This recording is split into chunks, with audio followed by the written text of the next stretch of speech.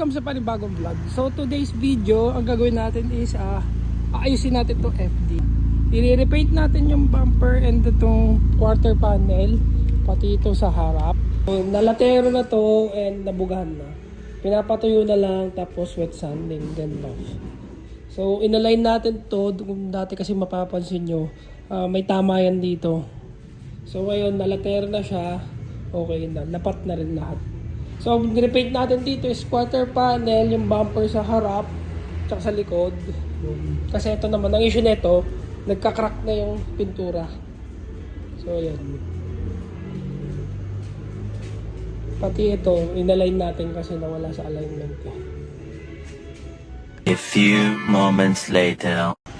So, ayan, tapos yung FD na repaint natin. Ang repaint natin dito is yung bumper, and then itong quarter panel at saka yung rear bumper.